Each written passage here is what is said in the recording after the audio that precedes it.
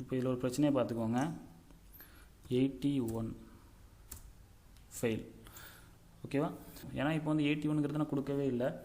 So அதனால் நமக்கு வந்து இந்த மாதிரியான ரிசல்ட் வந்து நம்ம காமிச்சிட்டு. இப்போ இதை நான் கிளியர் பண்ணணும் அப்படின்னா இப்போ நம்ம வந்து டேம் எடுக்கணும். அதாவது எந்த ரேஞ்சிலேருந்து எந்த ரேஞ்ச் வரைக்கும் உள்ளது அப்படிங்கிற மாதிரி நம்ம வந்து யோசிச்சு பண்ணால் மட்டும்தான் நம்மளால் வந்து அவுட்புட்டை வந்து கொண்டு வர முடியும். ஓகே, ஸோ இப்போ நான் அதில் ஒரு சின்ன சேஞ்சஸை பண்ணுறேன்.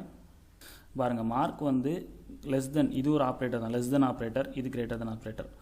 மார்க் 90க்கு கீழேயும் ஸோ 80க்கு மேலேயும் இருந்தால் ஏ கிரேட். ஓகே, இந்த கிரேடில் போர்டில் கன்ஃபியூஸ் ஆகிக்காதீங்க.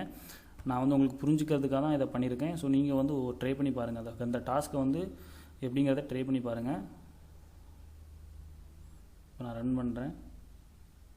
இப்போ நம்ம வந்து 89 தான் கொடுத்துருக்கோம். நான் ஒரு 85 அப்படின்னு கொடுக்குன்னு வச்சுக்கோங்களேன்.